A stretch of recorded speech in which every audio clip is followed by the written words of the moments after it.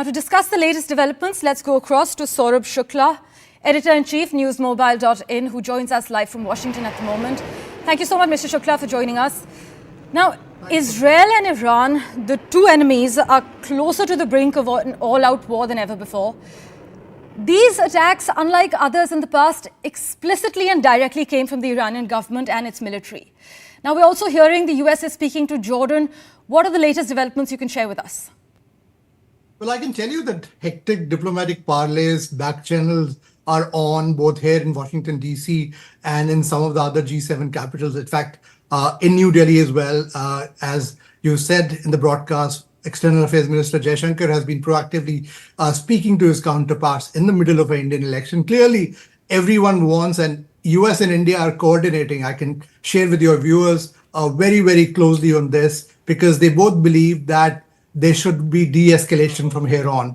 The world cannot have another war happening in the Middle East or anywhere else in the world. In any case, you are reeling under a war between Russia and Ukraine. You have a war between Israel and Hamas, and then this comes in. So the world cannot afford that. And that's a message coming from the UN Security Council as well.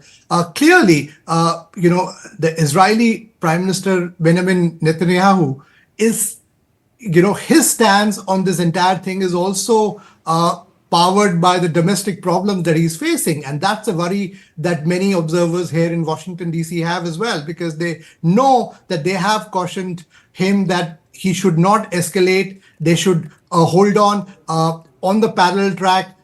With the Iranians also, parleys are on to make sure that they should not escalate either. And that's the reason why you see that assurance coming from the Iranian side that they will not mount any further attacks. Clearly, there is a better sense, I hope, that will prevail in Tel Aviv as well, because Israel also cannot afford any other war at this stage, because obviously it's reeling under a crisis of sorts, and it should avoid a war.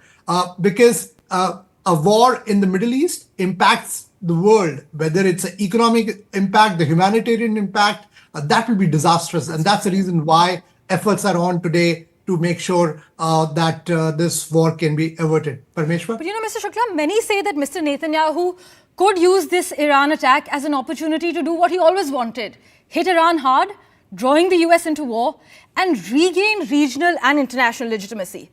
What's your take?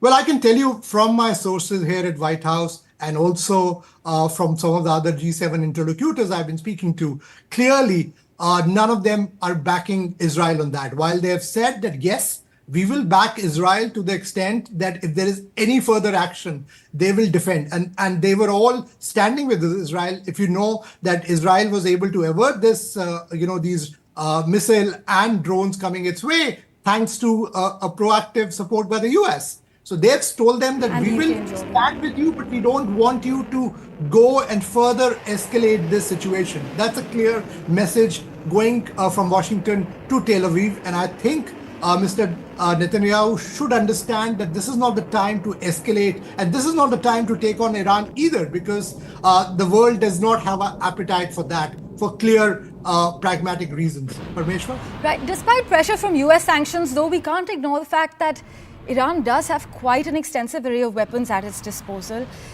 But the key question here then, Mr. Shukla, though, is whether this all drags in the United States, leading to a full-scale shooting war between Iran and the US forces in the region.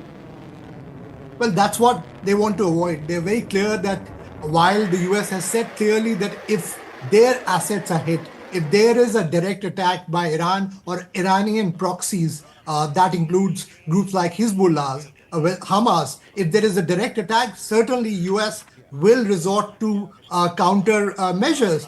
But the way what I'm trying to tell you is there is a back channel effort happening with Iran as well to make sure that they see the reason, because obviously Iran also realizes that in a war situation it's not going to emerge victorious, because there are very few countries which are standing with Iran at this moment. This is the message that came out of External Affairs Minister S. Jaishankar's conversation with his Iranian counterpart as well, that you should exercise restraint.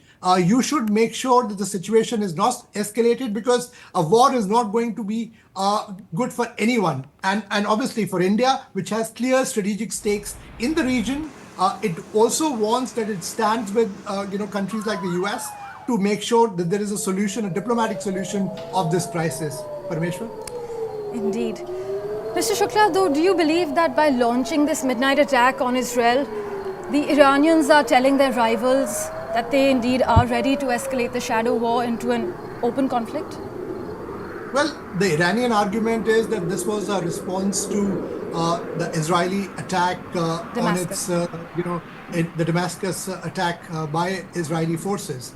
And clearly they wanted to send a message that, listen, we are here and we will retaliate. And post that, they have obviously, any attack was unwarranted. They were also being told that don't escalate the situation, hold on. But certainly there are internal dynamics. The fact that Revolutionary Guards, their members got killed in these attacks, there was pressure on the Iranian leadership as well to respond. They've done that. Good thing is that these attacks were averted, so the message is gone. From here on, I think it makes ample sense for them as well, ample diplomatic sense, because if Iran has to get some kind of a it obviously has got international condemnation, but it has to avoid any further coercive measures by the global community. It has to stand down, and I think that message is being conveyed very strongly from Washington, and that message is being understood. This is my understanding in Tehran as well. Right. You've been emphasizing on the rising tension between Iran and Israel that's closely being watched by New Delhi, by India. Any escalations also likely to have a significant economic impact, don't you believe? Absolutely. Whether it's the oil prices, whether the trade route, you know that India is currently in the midst of negotiations to make sure that Indian sailors are set free, because Iran has seized the vessel in which Indian sailors are there. All that will have a major impact. Any war will also mean that there will be disruption in aviation. Some airlines will be forced to divert, their routes. All that has a huge economic impact. India has a huge diaspora in the Middle East. Certainly at this moment when India is in the middle of an election, certainly they don't want a big digression coming its way where India has to resort to, another evacuation mission, which will be obviously will also mean more economic pressure on the government of India as well. In fact, when the Israel-Hamas war broke out, oil prices soared and threatened to breach the $100 a barrel mark. And now Iran's attack on Israel seems to be adding fuel to the fire. As always, Mr. Shukla, thank you so much for your time.